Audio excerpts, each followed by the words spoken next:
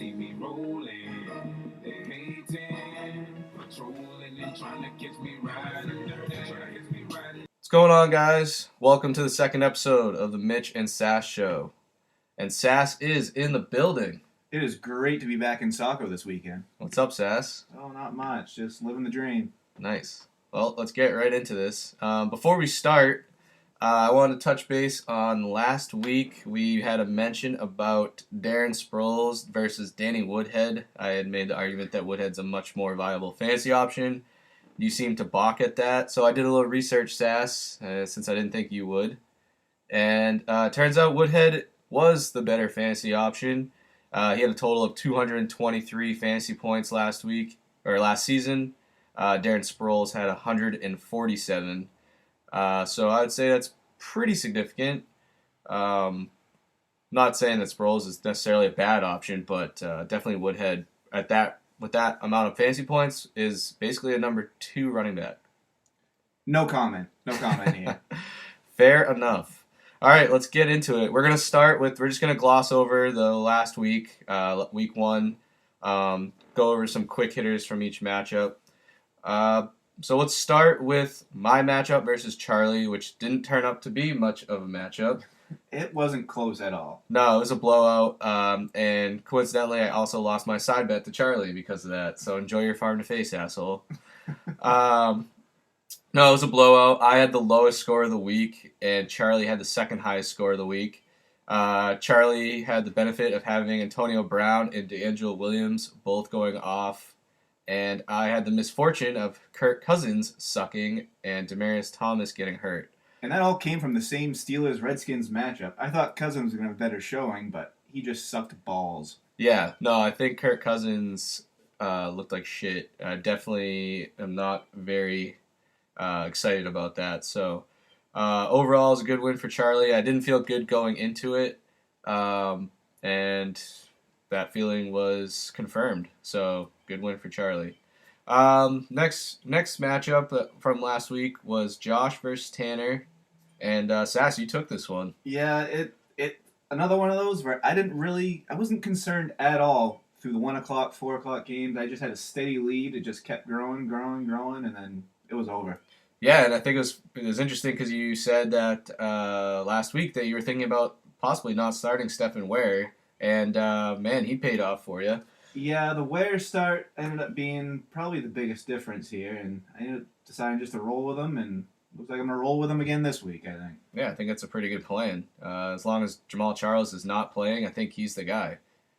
No. Tanner had Keenan Allen with the injury, of course. It's brutal for anyone that has him in any other leagues, and for Tanner, that sucked. He was, I think, going to be a big PPR play this year, and really hamstring Tanner's team. OBJ had a fairly quiet game, but Forte had a big game for him, but it just wasn't enough to overcome your squad, Josh. So You start out 1-0. The Steel Shitty Rapists are 1-0, looking for revenge. Next we had Bloom versus Clute. It was a close game. Bloom pulled out the win. Bloom also had the highest score at 169.8 points. Yeah, it was a fairly high-scoring week, I found, from a lot of the teams, besides mine. Yeah, of course, but it was high. I don't really have any reason for it. Just a lot of people had some big games, including Andrew Luck for Bloom, who led the week with the highest score. I was shocked by that. I guess I shouldn't be, but I don't know if Luck's going to do that every week, but if he's getting 2 to 3 touchdowns a week for Bloom, I think he's happy with that. AJ Green also had a huge game for him. Des Bryant, though, was quiet. Only had 1 point. Are you worried about Des Bryant, Josh? Des Bryant was a no-touch as soon as Romo went down. I did not want to draft him one bit. I still want no part of him. I think he's going to be a weak spot for Bloom all year long. Yeah, I'm kind of surprised that Dez had a rough week 1 like that. I think he'll have some bounce back weeks. I'm not as low on him as you because he is one of the best naturally gifted receivers in the league, but it's definitely cause for concern without Romo there. How are you going to get the ball there? That's the biggest question. Yeah, Prescott, they were using him very, very safe. They were a very safe offense. He's going to stick to the tight ends and the slot receiver over the middle. Dez did have the touchdown that they could call back. That would have changed his fantasy score, obviously, significantly. So You'd like to think that he's going to haul those in more than he doesn't. So, but yeah, not a great start for him. And then for Clute, Big Ben was solid for him. And then Julio Jones had tweaked his ankle.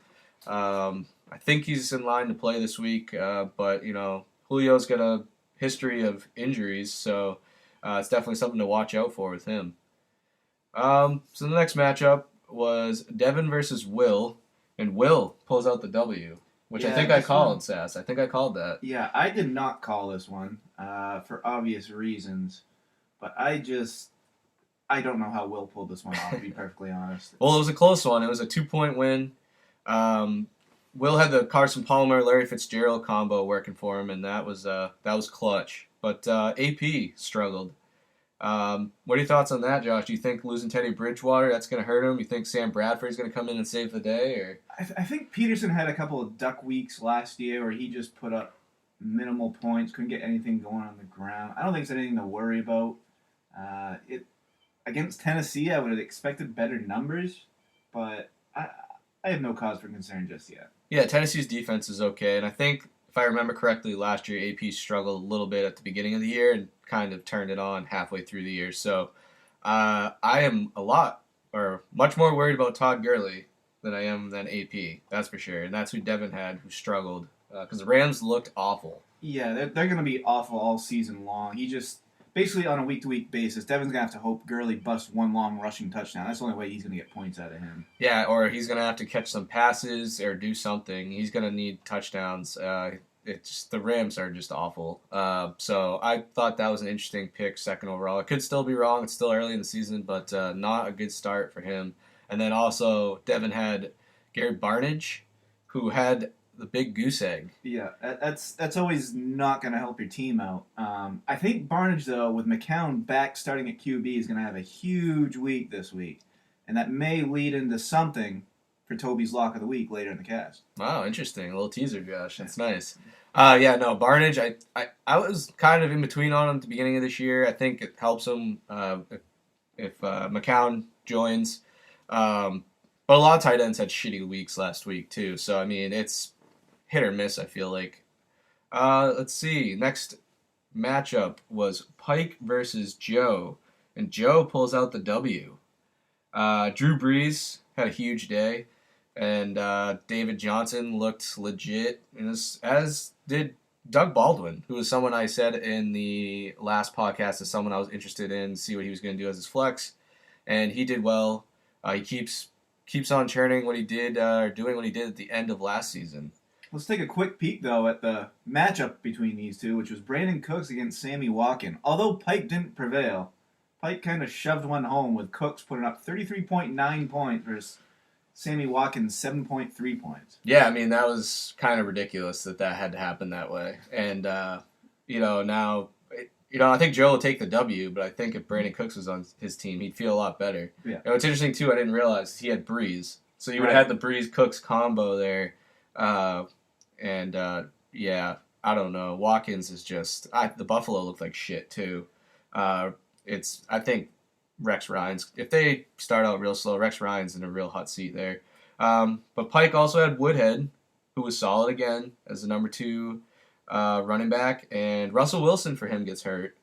All indications look like they're saying he's probably going to play, but it didn't look good. And for a guy that likes to run out of the pocket, throw out of the pocket, you don't like to see ankle injuries there. Then the last note I had on Pike was Ezekiel Elliott was his first game. He had a lot of hype going into the year, and he was kind of average at best.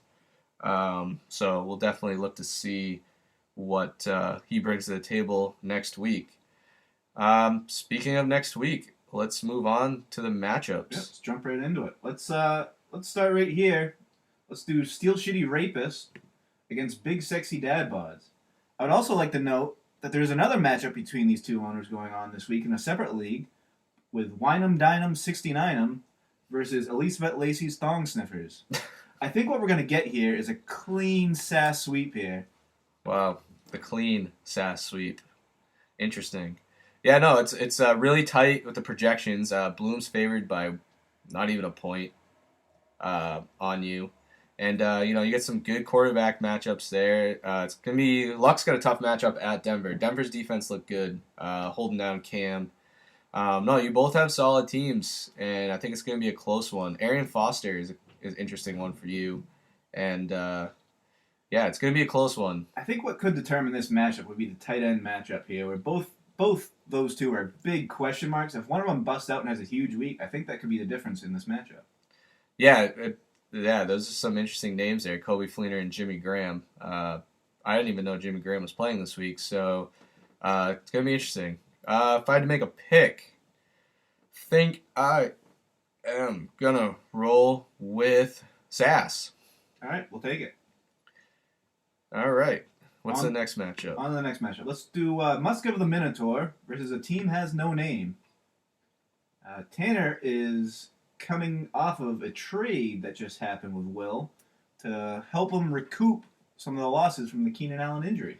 Yeah, a lot of trades early this year. It's kind of unprecedented, but Tanner had to do something. Obviously, losing Keenan Allen. So I thought it was an interesting trade.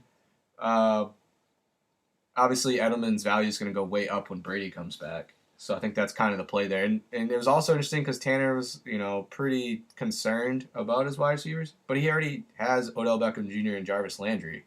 So, I mean, he had pretty solid receivers. So I know that's probably a strategy, but no, I don't think it was something he had to do, but hey, if that's what he wants to do, then. I'm still not high on Jarvis Landry, so getting Edelman I think helps that, at least from my point of view, although my point of view doesn't matter. I still think, though, with this matchup, I think this trade is going to backfire on Tanner in the long run. You can't recover from an injury. Once an injury happens, you're fucked. I think it pains me to say this, but I think I like Karras in this matchup. Well, I think Tanner would argue and say that you can't recover from an injury because he lost Le'Veon Bell right after he traded for him and still won the championship. That's true. So I think he can rebound from it. If I'm going to pick someone, let's see. Breeze is projected really, really high. Tanner's projected to win this game. I'm going to roll with Karras. I think Allen Robinson had a struggled week one. I think Allen Robinson's going to have a big game at San Diego. I'm not a big believer in San Diego. I think Thomas Rawls gets a little more action this week, Greg Olsen. So I think it's going to be a really close one, but I'm going with Joe. All right. On to the next one. Let's do To the House Beer versus the other Ron Browns. Yeah, and this is we're both projected pretty close. Clute had LaShawn McCoy go Thursday night, and he had an average game for him. Luckily, he stayed out of the end zone. So LaShawn McCoy had 12 points. And I am starting Stafford this week. I picked him up as a free agent. I'm just not feeling that confident in Kirk Cousins. So this is going to be the story of my season, I think. Yeah, I don't like either one of those options. I know Stafford can put up gaudy numbers, but he's too boom or bust for me. Yeah, I'm not necessarily too thrilled about it, but I think he has a pretty decent matchup. He had a good game week one. He's at home this week against Tennessee. Tennessee's defense is okay, but from the looks of it, Detroit's going to throw the ball a lot, so we'll see. And I currently am not starting Demaryius Thomas, who got hurt last week with a hip injury, and I just don't feel confident in him playing. And if he's out there, it's going to be less than 50%. So. Yeah, there was a lot of Demaryius talk last week, and I'm glad we got to mention his name again for this podcast. But I think the person to keep an eye on for this matchup is LeGarrette Blount. I think he could have a potential huge week against that Miami defense because they're not going to have much of a passing game. They have to rely on their running game, and I think he could have a big week for Clute. I don't know. I don't feel that strong on LeGarrette Blount. Miami's got a strong defensive line. I guess you could say that that's going to cause maybe them to run the ball more, so they don't get to Garoppolo. But Miami's defense is pretty legit. So yeah, that's going to be I think it's going to be an interesting matchup. I think the big one's going to be Julio Jones going. Is he healthy? And if he is, what can you get for him? And then Roethlisberger. If Roethlisberger has a game like he had last week, I think I'm in rough shape. But I'm feeling pretty good. I think Clute has a lot of tough matchups. I think I'm going to go with To the House Beer on this. Yeah, my pick. I feel a lot more confident this week than I did last week. So I'll put it that way. All right, and then let's go to Touchdown there versus Suck It Trebek. I think with this one, Charlie has an unreal high projection. I don't think I've seen a projection this high before in a week 2, to say the least. Yeah, he was pretty highly. His projection was really high last week. Also, I mean, it's getting boosted. He's got D'Angelo Williams as his flex. That helps a lot. Eli is projected to get a lot as well. Devin had Brandon Marshall go on Thursday night and got 100 yards out of him, 6 catches, and looked like he had a really bad injury, but went back out there and played. It was crazy. I thought he definitely tore his ACL or something. It did not look good. But got the 16 points out of him. This is going to be obviously, I think, a lot closer game than what Yahoo is predicting.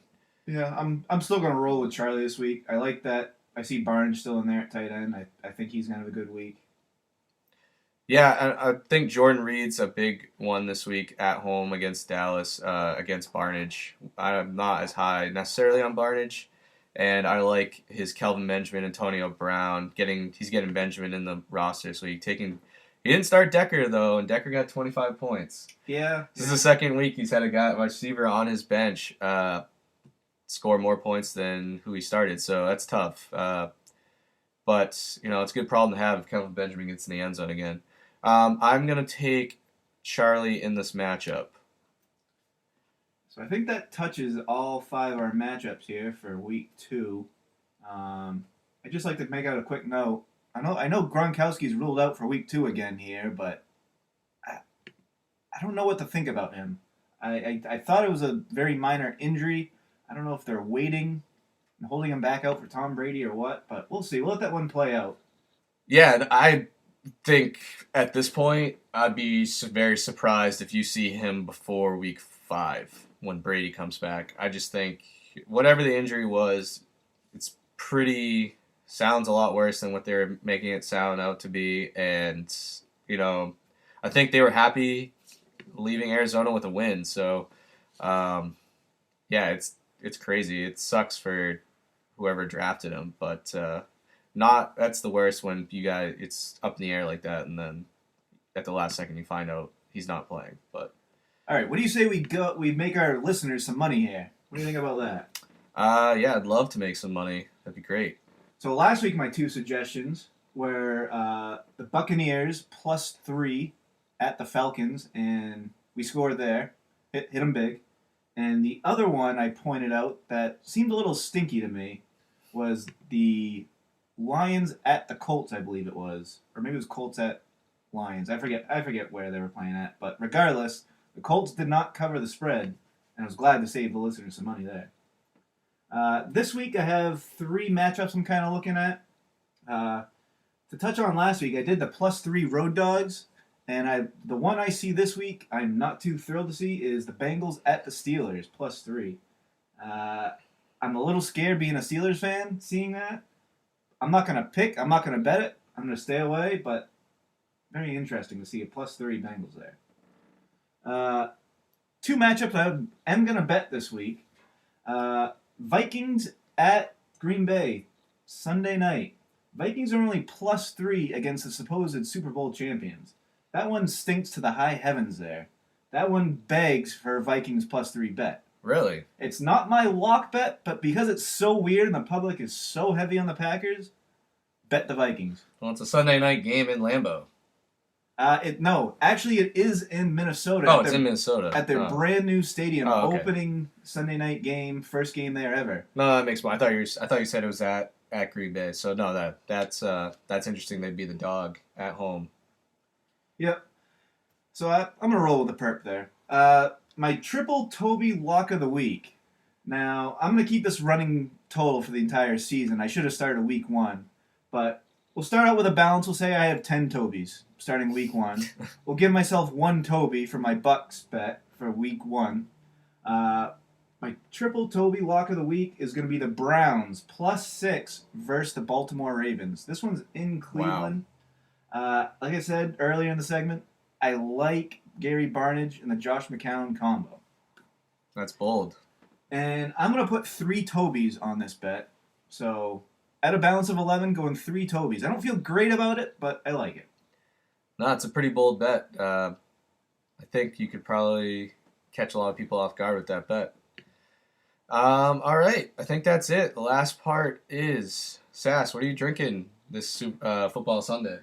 I don't know what I'm drinking later today, but right now I'm enjoying a nice Allagash double ale. Ah, nice. Out of a 12-ounce bottle. Very rare, Josh. Those don't exist anymore. Yep.